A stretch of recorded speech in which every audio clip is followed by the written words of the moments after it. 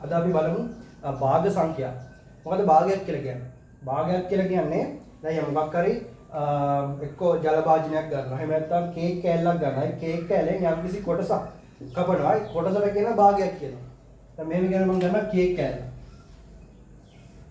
මේ ආකාරය. මේ කේක් කෑල්ල මම කපනවා 8කට. මේ ආකාරය. 8කට කපනවා. ඒ 8ෙන් මෙන්න මේ කෑල්ල මම ගන්නවා. මෙන්න මේ කෑල්ල විතරයි. භාග මේ කෑල්ල විතර. මේකට කියනවා මේ කොටසට විතරක් මේ සම්පූර්ණ කොටස් කීයක් තියෙනවද? 1 2 3 4 5 6 7 8ක් තියෙනවා. 8න් එකයි. මේ සම්පූර්ණ කේක් කෑල්ලෙන් කේක් කෑලි 8ක් තියෙන 8න් එක කොටසක්. දැන් මේ කොටස් දෙක විතරක් ගමු. මෙන්න මේ කොටස් දෙක විතරක්. එතකොට මෙතන කොටස් දෙකක් තියෙනවා. සම්පූර්ණ කොටස් කීයක් තියෙනවද? 8ක් තියෙනවා. 8න් කොටස් දෙකයි. හරි. ඊට පස්සේ බලමු නියම භාගයක් කියන්නේ මොකක්ද? දැන් මෙහෙම භාගයක් තව එකක් ගමු. ජල භාජනයක් ගන්නවා.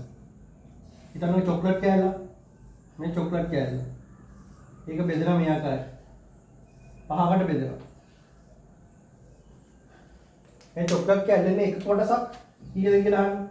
1 2 3 4 5 6 7 8 9 10 11 12 13 15ක් තියෙනවා. කෑලි 15ක් තියෙනවා.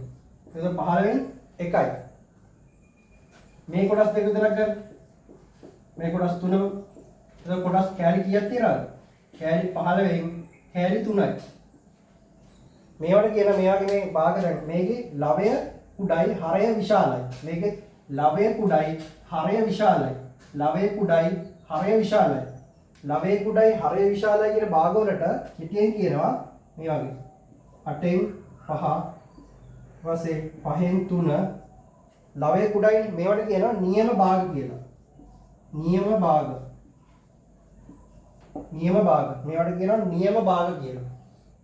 ඊට පස්සේ තුල්්‍ය භාග කියලා කියන්නේ දැන් මේ තුල්්‍ය භාග. දැන් මෙහෙම ගන්නකො 1 2 3 4 5 6. මෙතන 6න් එකයි. මම මේක දෙපැත්තම දෙකෙන් ගුණ කරනවා. එතකොට එනවා 2යි 12යි. 12න් 2යි. මේක මම ආයෙ දෙකෙන් ගුණ කරනවා. 4යි. එතන 24යි. එතකොට සමානව බෙදි මේ ගුණ වෙවි යනවානේ. උඩත් ගුණ වෙනවා යටත් බෙදෙනවා. මේවට කියනවා තුල්්‍ය භාග කියලා. තුල්්‍ය භාග. හරිද? ඊට පස්සේ ආයෙ ගන්නවා මම 2න් 3. දැන් 2න් 3 මෙන්න මේ ගන්නකො 2න් 3 කියලා මොකක් හරි භාගයක් තියාගෙන හිතන්නකො පාන් ගෙඩියක් කියලා. පාන් ගෙඩිය දෙකකට කපලා ඒ වගේ කෑලි 3ක් තමයි 2න් 3 කියලා ගන්න. දැන් හිතන්නකො පාන් ගෙඩිය දෙකකට කපනවා. මේ ආකාරයට. ඒතර කෑලි දෙකක් නේ. 2න් 3. මේ වගේ කෑලි 3ක්. ඒ කියන්නේ පාන් එකමාරක්. සම්පූර්ණ පාන් ගෙඩියයි තව භාගයයි. පාන් එකමාරයි. එතකොට 4න් 6යි. මොකක් කරේ හිතන්නකො. කේක් කෑල්ලක් ගන්න ඔය කෑලි 4කට බෙදනවා. කෑලි 4කට බෙදනවා. ඒ වගේ කෑලි 6ක්. එතකොට 1 2 3 4 ඒ වගේ කෑලි 6ක්. 6යි. මේ වගේ එකයි තව කෑලි දෙකකුත් ඕනේ. එතකොට මේකේ හරය කුඩයි ලවය විශාලයි. මේකේ හරය කුඩයි ලවය විශාලයි. මේවට කියනවා විෂම භාග කියලා. මේවට කියනවා විෂම භාග. විෂම භාග. මොකද හරය විශාල හරය කුඩයි ලවය විශාලයි. දැන් මේ වගේ තුල්්‍ය භාග වල සාමාන්‍යයෙන් හරය විශාලයි ලවය කුඩයිනේ. නියම භාග වල නියම භාගයක් ගත්තත් හරය විශාලයි ලවය කුඩයි. දැන් මේකේ විෂම භාග වල ලවය විශාලයි. තව මිශ්‍ර භාග කියලා එකක් කියනවනම් දැන් මේක කඩන්න පුළුවන් මෙහෙම. මේ 2න් 3 කියලා කියන්නේ සම්පූර්ණ එකයි තව භාගයකුයි. එතකොට ඒක ලියන්න පුළුවන් 1යි 2න් 1. මේක ලියන්න පුළුවන් මෙහෙම. සම්පූර්ණ එකයි තව 4න් කෑලි 2යි. 4න් කෑලි 2යි. මේ සම්පූර්ණ එකයි තව කෑලි 2කුයි. 4 වරක් එක 4යි 1යි 6යි. මේවට කියනවා විෂම භාග කියලා. 1යි 4න් 2යි. ඒකට කියනවා විෂම මිශ්‍ර භාග. මිශ්‍ර භාග. මේවට කියනවා මිශ්‍ර භාග කියලා. කොහොමද මිශ්‍ර භාගයක් විෂම භාගයක් කරගන්නේ? මිශ්‍ර භාගයක් මේ දෙවරක් 1 2යි 1යි 3යි. දෙවරක් 1 2යි මේක එකතු කරන්න. එතකොට 3යි. එතකොට 2කින් 3යි.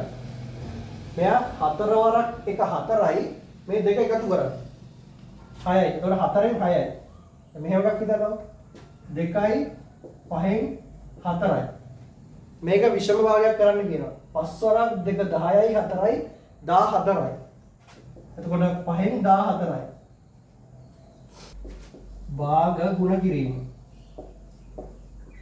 ගුණ කිරීම. භාග ගුණ කිරීම යටතේ ගැත්තොත් එහෙම මෙහෙම එකයි. 4න් 3න් දැන් ගණන් වල තියෙනවා මෙහෙම 4න් 3න් දෙකෙන් එකක් කීයද කියලා අහනවා. 4න් 3න් දෙකෙන් එකක්. 4න් 3න් භාගයක්. ඒ කියන්නේ බාල්දියක් ගත්තොත් ඒ බාල්දියකින් භාගයක්.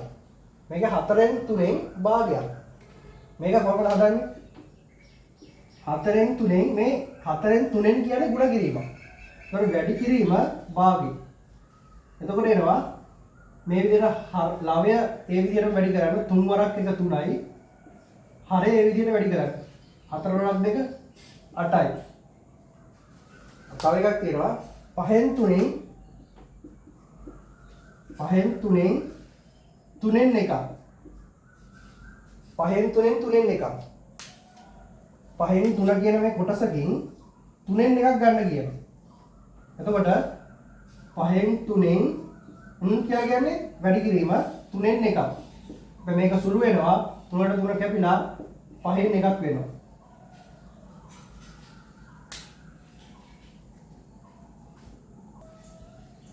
අනිත් එක තමයි භාග බෙදීම. භාග බෙදීම. මෙහෙම ගන්නකො 3න් 1න් බෙදීම 6න් එකක්.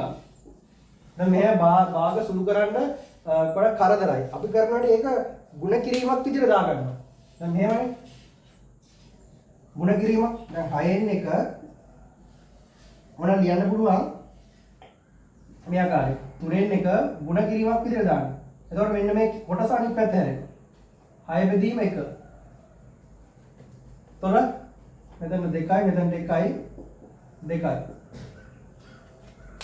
භාගයක්. භාග බෙදෙනකොට ගුණ කිරීම ඇසුරෙන් ගන්න ඕනේ. එතකොට කරන්නේ දැන් 10න් 1න් බෙදෙනවා 5න් 1න්. 10න් 1 බෙදන්න කියන 5න් 1න්. ඕක බෙදන්න ටිකක් කරදරයි දීර්ඝ වැඩි. ඒ නිසා මම කරනවා වැඩි කිරීම පාවිච්චි කරනවා. එතකොට මෙන්න මේක අනිත් පැත්ත හැරෙනවා.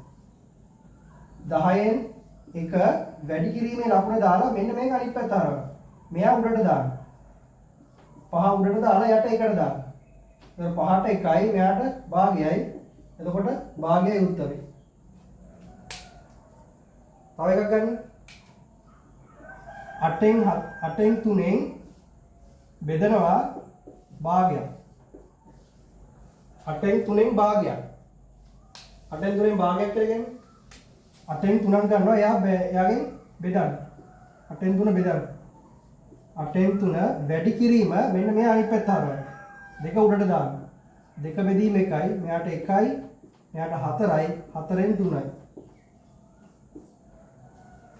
මේකේ 4න් 3න් භාගයක් කියන්නේ කියලා කියන්නේ වැඩි කිරීමේ ලකුණ.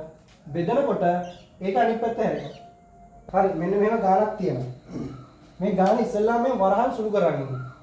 මේ වරහන් මෙතන තියෙන මිශ්‍ර භාගයක්.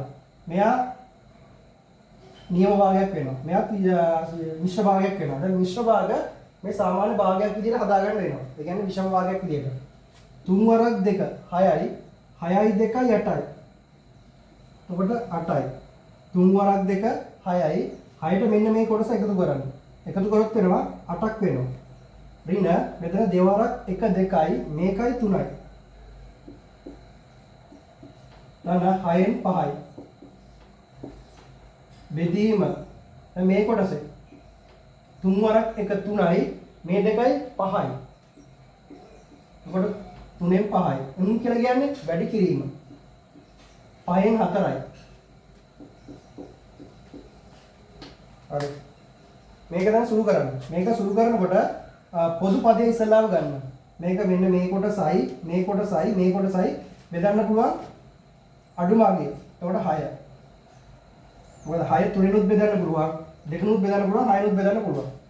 6ට තුනේවා දෙකක් තියෙනවා. දෙවරක් 8 16යි. 6ට තුනේවා දෙකක් තියෙනවා. දෙවරක් 8 16යි රින. 6ට දෙකේවා තුනක් තියෙනවා. තුන් වරක් 3 9යි. 6ට 6ේවා එකක් තියෙනවා. 6 වරක් 5. 6ට 6ේවා එකක් තියෙනවා. 1 වරක් 5 5යි. එයාත් හරි. බෙදීම මෙතන කැපෙනවා. එතකොට එනවා 3න් 4ක්. මෙයා තව සුළු කර හැකි 16යි 5යි 21යි 16යි 5යි 21යි 21යි 9ක් අඩු කරන්න 12යි.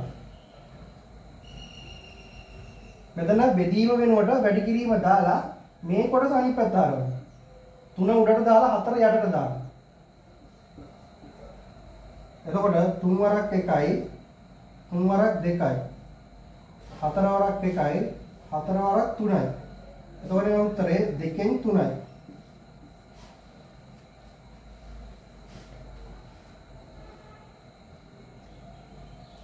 හරි මෙහෙම ගානක් තියෙනවා. එක්තරා වේගයෙන් ජලය ගලා යන නලයක් යොදාගෙන ටැංකියකින් 4න් එකක් පිරවීමට කාලක් පිරවීමට මිනිත්තු 12ක් ගත වෙනවා. ටැංකියෙන් පිරවීමට 4න් එකක් පිරවීමට ගතවන කාලය මිනිත්තු 12යි.